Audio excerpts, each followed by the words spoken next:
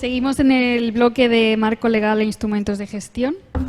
Y nada, vamos a dar paso a Alicia Moreno Fernández, agente de medio ambiente e instructora de la Delegación Territorial de Sostenibilidad, Medio Ambiente y Economía Azul de Málaga. Muchas gracias por estar aquí y te pongo agua, espera. Yo voy a dar mi ponencia de pie, porque es que no me veo ahí sentada. Aparte me duele un poco el culillo ya de la silla.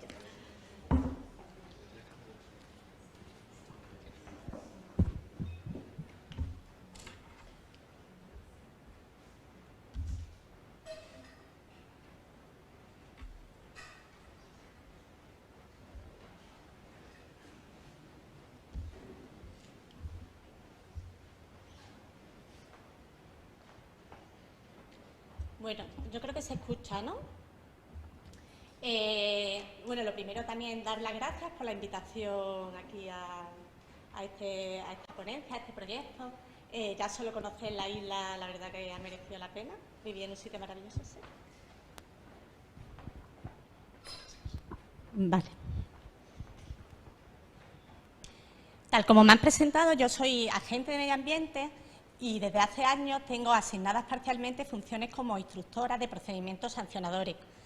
Trabajo en la Delegación Territorial en Málaga, pertenezco a la Junta de Andalucía y os voy a hablar de instrucción de procedimientos, pero inevitablemente lo voy a hacer desde esa doble visión de agente de medio ambiente, de la experiencia de trabajo en campo, con la que luego posteriormente he adquirido en la instrucción de los procedimientos.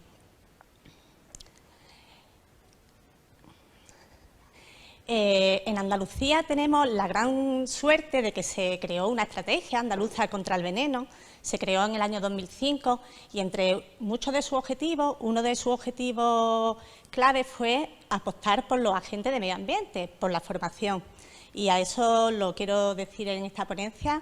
Estamos profundamente agradecidos a esa apuesta por los agentes que muchas veces echamos en falta dentro de la propia Administración. Se empezaron a crear equipos de investigación de delitos, se empezaron con los primeros equipos en 2007, en 2010 Málaga tuvo su primer equipo, su primera brigada de investigación y ya en 2014 sí la estrategia consolidó equipos a nivel de toda Andalucía para una persecución de veneno que poco a poco se ha ido ampliando a persecución en general de delitos contra la fauna. Cuando yo llego a la provincia de Málaga, la situación de casos de veneno en esa provincia, ahí tenéis un mapa con puntitos dependiendo de los años, pues era bastante desoladora, había muchísimos casos de veneno.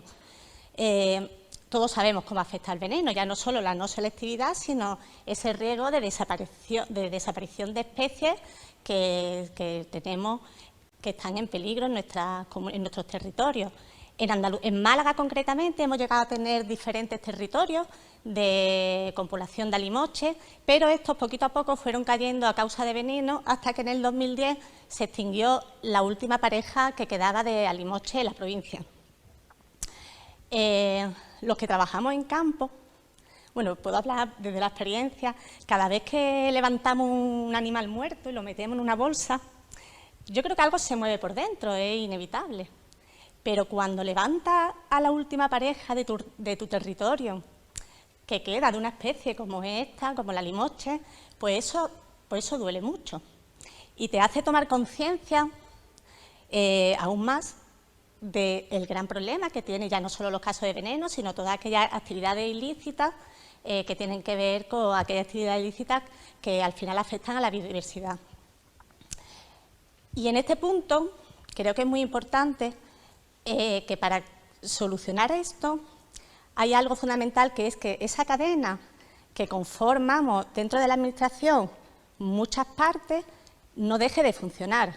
Cuando nosotros hacemos nuestro trabajo de campo y vemos que ese trabajo no sale, que se archiva o que no se instruye en la proporcionalidad que merecen los hechos que han acontecido, pues eso por un lado, bueno, provoca una desmotivación, pero que eso ya es un tema personal, que todo el mundo tiene que salir de ahí, sabe que uno llega hasta la parte que llega, pero es que además, instructora, en el hecho trabajo de instrucción, Se me hace una resolución de asignación parcial de funciones y se me asigna funciones de técnico instructor en materia de conservación. Muchas veces criticamos a la Administración bueno, se merece esa crítica entre comillas, pero muchas veces criticamos al instructor, pero el problema está en que es una sección súper desprovista de personal. De hecho, a mí me lo ofrecen porque no hay personal y porque la materia de conservación lleva 3 años sin instruirse. Entonces, claro, es como tú te ves tus propias denuncias allí. Yo no quise buscar mucho, pero te veías denuncias tuyas que se habían quedado ahí sin poder. Que decía eso, para mí nunca nadie me ha visto poner lazos ni me verá jamás, no es como una amenaza. Pues esa presunción de inocencia es un derecho fundamental que todos tenemos y que si nosotros no hubiéramos involucrado en algún proceso, querríamos que se nos respetara. Es cierto que hay diferencia entre la vía administrativa y la vía penal en cuanto al papel de la agente denunciante. En vía administrativa sabemos que el agente de la autoridad es aquel funcionario que tiene consideración de autoridad y esos hechos que constate directamente los plasmen en un documento público, pues hacen pruebas. Pero también existe jurisprudencia que nos dice que esos hechos que constatamos nosotros también tenemos que aportar los medios de prueba que prueben la responsabilidad de lo que estamos denunciando. Quiero decir, lo de la presunción de veracidad no es la panacea. O sea, al final no es porque yo lo digo, esto es así. Que es una cosa como que los agentes aprendemos muy pronto, ¿no? Es como, pues eso lo he dicho yo. Y muchas veces es muy importante cuando en un procedimiento se necesita que la gente se ratifique sobre unos hechos o se le hacen preguntas concretas, que las conteste. Muchas veces las respuestas son me ratifico o tengo presunción de veracidad en lo que digo y eso no nos vale, porque si no entonces la presunción de veracidad no existiría nunca y en vía administrativa igualmente hay que respetarla. ¿Qué pasa en la vía administrativa? Que esos hechos que constatamos directamente los agentes sí que van a invertir la carga de la prueba directamente en el denunciado. Y ahora es él el que va a tener que probar, que eso no pasa en vía penal, va a tener que probar él que los hechos que ha constatado un agente pues, no se ajustan a la realidad. ¿Qué pruebas podemos incorporar en las diligencias que le van a dar valor probatorio? Todas las conocemos. Nuestros reportajes fotográficos, nuestras actas, nuestros planos, nuestros croquis, los informes. Además, he estado escuchando a Jesús, que me encanta, ya lo escuché en Madrid, pero es que todo lo que él cuenta, que es fundamental en la vía penal, todo, absolutamente todo, es fundamental en la vía administrativa. Es que es lo mismo, es que necesitas cuantas más pruebas presentes, pues más garantías tienes de que luego cuando eso llegue a un contencioso tenga éxito.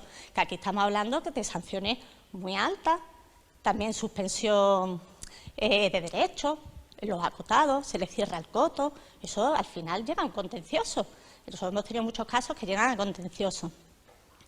Tengo muchísimos ejemplos de esto, pero claro, con el tiempo tan cortito que tenemos, pues al final lo que he decidido es exponer un caso, viendo el programa de la jornada, que se le da mucho, se dedica tiempo a, bueno, donde estamos, aquí en una zona insular, al tema marino, la biodiversidad marina, pues he elegido un expediente que se instruyó en Málaga, que tiene que ver con la conservación, con la biodiversidad marina, donde creo que se va a poder ver toda esa, esto que hablamos de la carga de la prueba que puede aportar la gente, la importancia que tiene y hasta dónde incluso podemos llegar. Para poneros en antecedentes, bueno, y aquí hay una cosa que no creo que se me olvide. Para mí una idea que tiene que quedar clara es que si bien el instructor tiene que hacer su trabajo, que es instruir y recabar todas aquellas pruebas que puedan ser necesarias para el esclarecimiento de los hechos, mi experiencia es que el agente, o sea, que tenemos que intentar los agentes denunciantes ya adelantar todo ese trabajo que pueda necesitar una instrucción y dársela hecha al instructor. ¿Por qué? Y creo que esto también coincide con la vía penal, porque al final el instructor en un procedimiento desconoce la parte técnica de campo, es que la desconoce. A mí me pasó un poco lo contrario, yo me tuve que empezar a aprender la parte legislativa, pero la parte de campo la conocía. Y luego ocurre otra cosa, y es que No sé cómo funciona en otras comunidades, pero al menos en Andalucía el puesto de instructor es un puesto base y cuando es un puesto que la gente no se queda. La gente, la oportunidad que tiene de concursar, concursa. Y es un departamento que cada 2 o 3 años es nuevo. Y entonces como que no terminan de ponerse al día. Uno va aprendiendo la materia, pero mientras la aprende, a lo mejor tú estás con un caso súper importante y le llega a un instructor que es que no tiene ni idea de eso. Si tú se lo das todo, cuanto más hecho mejor, pues más garantía va a tener de que ese trabajo al final salga para adelante. Y esta es un poco la idea de este caso. Todo lo que se hizo, con todo lo que inició la instrucción ya hecho, ¿no? que fue muy bueno. Yo voy a beber agua. No sé de quién es este vaso, creo que también la toca.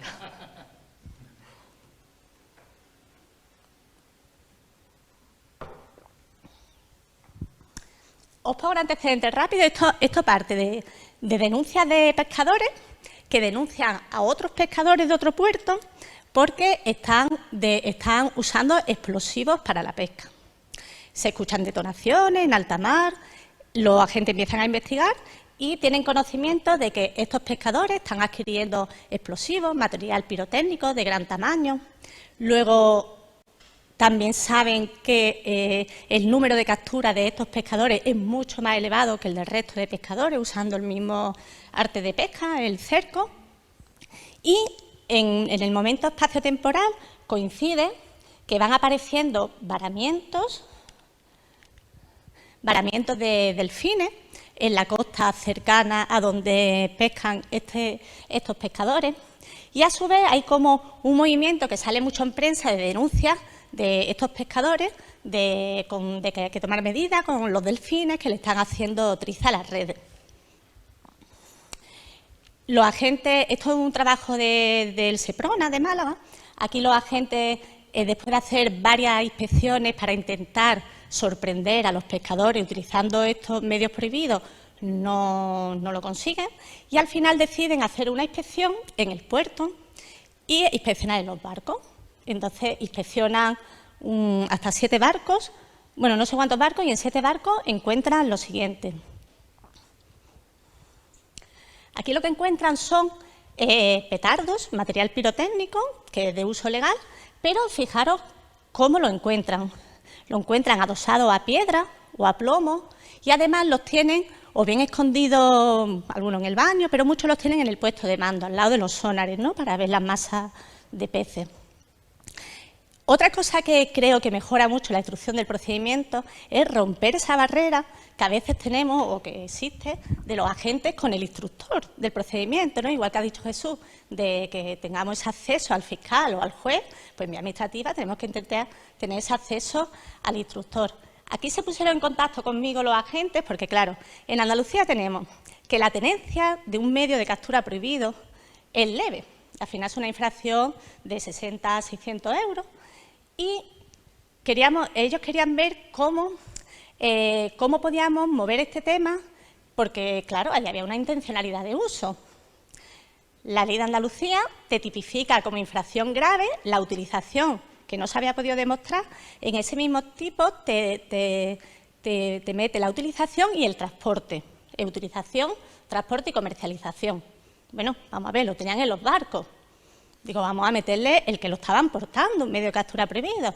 Entonces nos enfrentamos, por un lado, a que el petardo en sí no está incluido en ningún medio de captura prohibido, pero sí tenemos sustancias atrayentes, repelentes, fuentes luminosas, fuentes sonoras y así como explosivos. El petardo explota. Digo, bueno, vamos a darle ese carácter vamos a demostrar que tiene un efecto explosivo. Y, por otro lado, había que buscarles la intencionalidad en el uso. Estas fotografías eran bastante claras en ese sentido. La fotografía no solo va a hacer pruebas, sí, hay una cosa muy importante, es como que le pone ojo al instructor.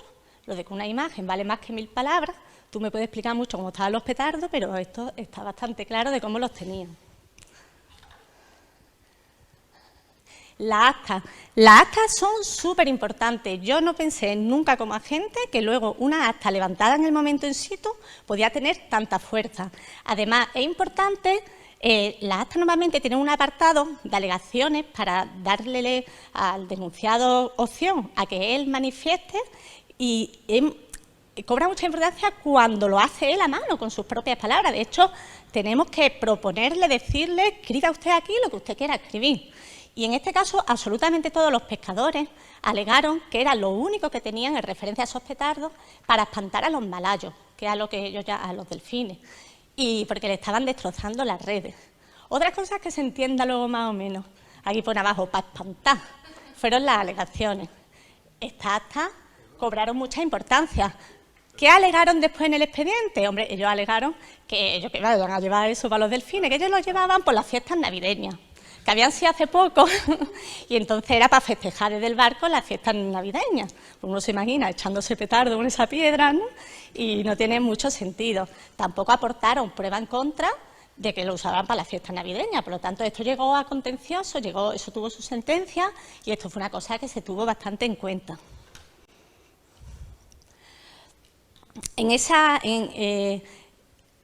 Algo que contamos en la vía administrativa también es que mientras unos hechos no prescriban, no tenemos que tener prisa en presentar esa denuncia. Quiero decir, yo constato los hechos un 1 de enero, si es una infracción grave y me prescribe a los 2 años, si yo necesito 1 año para recabar toda la información necesaria, me lo puedo permitir. Más vale esperar 1 año, pero entregar una denuncia como muy completa, que entregarla rápidamente. Aquí los agentes hicieron diferentes cosas, le pidieron un informe técnico-pericial al jefe de la Guardia Civil, donde le pedían que comprobaran el funcionamiento del material incautado y si era eficaz en el agua. Todavía no se había iniciado el procedimiento, que muchas veces, en cuanto a lo que uno alega, nosotros vamos pidiendo pruebas, pero luego todo fue fundamental en base a las alegaciones que hicieron. El GEDEX pues, hizo sus diferentes pruebas, metía los petardos en unos barriles, a ver cuánto tardaba en detonar, describieron cómo era el petardo, las capas que tenía, se tenía capa impermeabilizante hasta llegar a la pólvora, etcétera. Y concluyeron que se encontraban en perfecto estado de uso y que no perdían su eficacia en el medio acuático. Esto fue un anexo a la denuncia. ¿Qué hicieron también? Hicieron un informe al Instituto Oceanográfico de Málaga, en el que le preguntaban también por los efectos del uso de los explosivos a las especies marinas. Y pues el instituto hizo un informe de los que a mí me gustan, que no son muy largos ni muy técnicos para entenderlo, y habló de lo que suponen los explosivos en el mar, de los efectos que tienen sobre los seres vivos, y concluyeron que las detonaciones pues eran perjudiciales pues, para los delfines y los peces. Hablaban una parte mucho más científica de cómo afectan a los órganos, eso lo sabéis vosotros, a los órganos que contienen aire, pulmones, oídos, etcétera. Y bueno, ahí ellos incorporaron este informe. La denuncia llega 1 año después, pero tenemos la denuncia con todos los antecedentes porque previamente a esa inspección en el puerto habían recogido muchas manifestaciones, entonces había mucha información, esa denuncia del día de la pesca, con su acta, con su fotografía, estos 2 informes. Cuando se abre el acuerdo de inicio, se abre por transportar medios de captura prohibidos, entendiendo que esos petardos tenían un efecto explosivo, y esos son 600 euros. Hablábamos que a 60.000 euros, pero tú te tienes que ir al mínimo. Entonces, para poder graduar la sanción proporcionalmente a la gravedad de los hechos, se incluyó la intencionalidad del uso, la teníamos más que demostrada para comenzar al menos el expediente, y el daño potencial que se le hace a las especies. Hay jurisprudencia que te asemeja el daño potencial con el riesgo, o sea, el daño ocasionado a las especies con el riesgo potencial de ocasionar un daño. Entonces, ese riesgo se agravó. ¿Qué van a alegar ellos? Bueno, ellos alegan el tema de que no se le podía dar, que no estaba en el tipo de la ley ese uso de los petardos, que los petardos eran algo que era legal, era de uso legal, que no había ninguna norma que prohibiera transportar petardos en las embarcaciones, que los delfines no estaban protegidos, bueno, muchas cosas.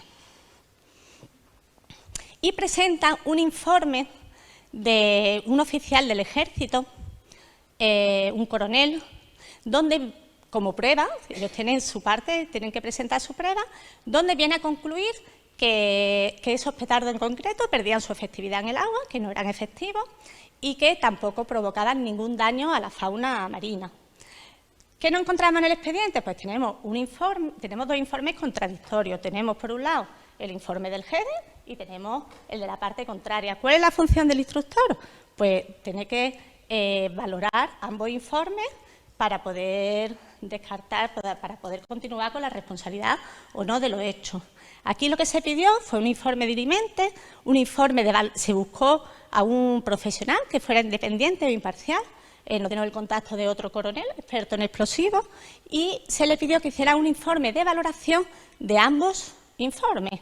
Y hizo su informe súper técnico, que al final vino a invalidar con datos científicos que él iba aportando de cada cosa que había dicho el informe de la parte denunciada, vino a invalidar ese informe. Y esa fue ya como la prueba concluyente para poder continuar y resolver el caso. Esto llegó a lo contencioso. Como elementos de prueba, el juez de lo contencioso determinó que eran fundamentales el informe que había hecho los agentes de la autoridad, el reportaje fotográfico, que se le dio muchísima importancia durante la instrucción y durante ya la resolución final, ese informe técnico pericial que incorporaron los agentes y luego ese último informe de valoración. Si nos fijamos, los tres primeros elementos de prueba ya lo incorporaron directamente los agentes. Ya venía eso. Poder instruir un expediente con toda esa información facilita mucho. Y además los que se pegan el trabajo son los agentes, que al final son los que estamos también mucho más interesados pues que el malo pues, se le castigue. Entonces vamos a ayudar a la otra parte a que sea así. Y bueno, al final en la sentencia pues decía que aunque no existiese prueba de la utilización de los medios prohibidos, sí que lo había de portarlo en la embarcación y que por supuesto había habido una intencionalidad en su uso.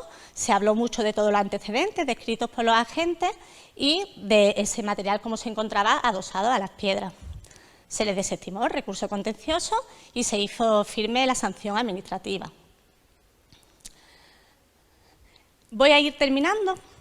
En principio hice una ponencia más extensa, pero con los tiempos, para respetar los tiempos, la he acortado. Pero aquí hay una cosa que sí para mí es súper importante. Además, Jesús ha hablado mucho también sobre el tema de la doble vía, la vía administrativa y la penal. El mejor camino para que nuestro trabajo no se pierda, siempre hablo de aquellos hechos que son delitos contra el medio ambiente y a su vez pues, son infracciones administrativas, es que movamos ese estaban dentro del tipo de la colocación de veneno porque no se había demostrado que se hubiese puesto el veneno con la finalidad de cazar. O sea, él se fue a la caza. La cara que me ha puesto Silvia es que es surrealista, porque no se había descrito si había especie cinegética en esa parcela. Entonces, como no había especie cinegética, pues no entraba en el tipo. Un caso de muchísimo tiempo de trabajo, ahí se rompió esa barrera, agente instructor, vino la gente a buscar al instructor, esto se ha perdido en vía penal, vamos a sacarlo en vía administrativa.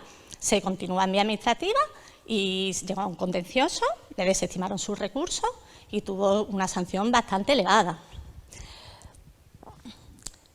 Cuando movemos esto, todos sabemos que la vía penal prevalece sobre la vía administrativa.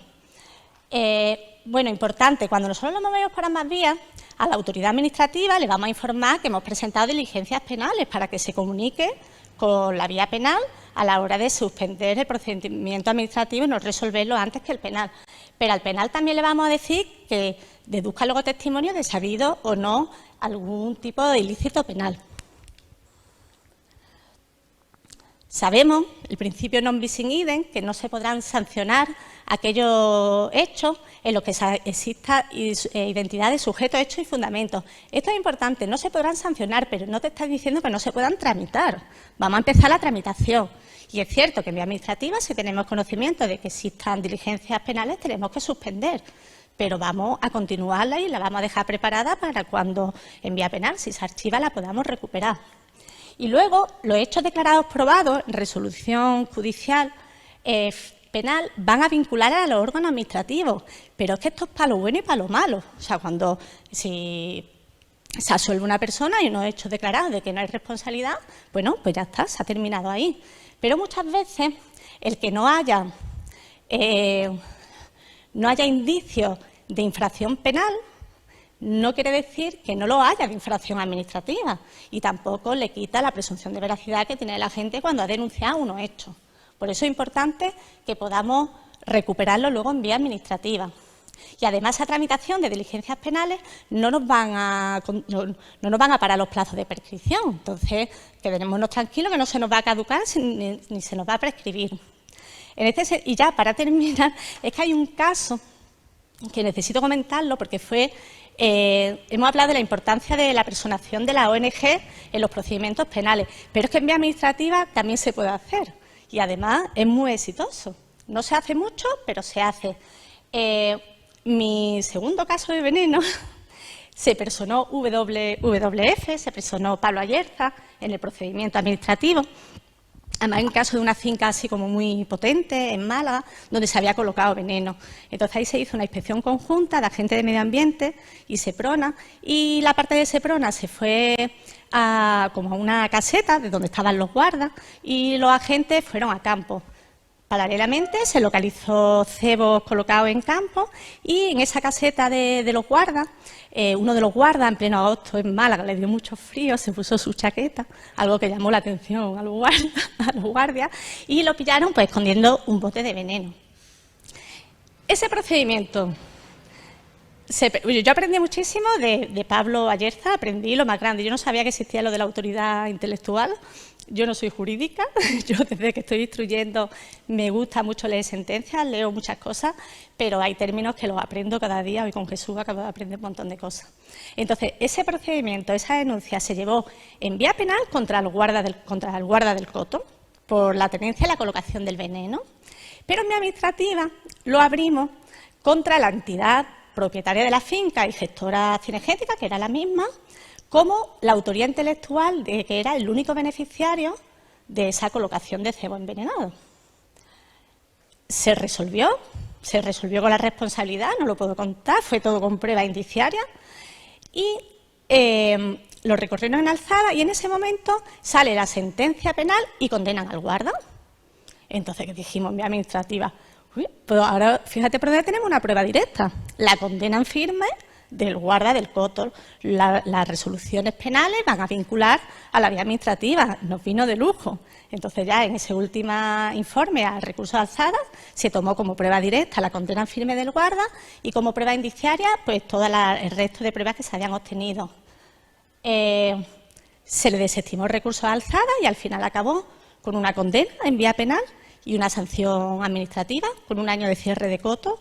La final, el mismo caso, ¿no?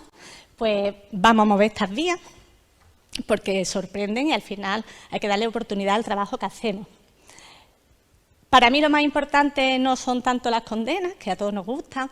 Para mí lo más importante es que esa gráfica de veneno baje, esas estadísticas que han presentado hoy Daniel y Ceben bajen. Y para terminar, pues nada, deciros que la Limoche regresó a Málaga, que actualmente tenemos 2 parejas reproductoras, que trabajamos, vamos a anillarlas todos los años, es como un regalo que nos hacen a los que trabajamos en conservación. Y nada, pues muchísimas gracias.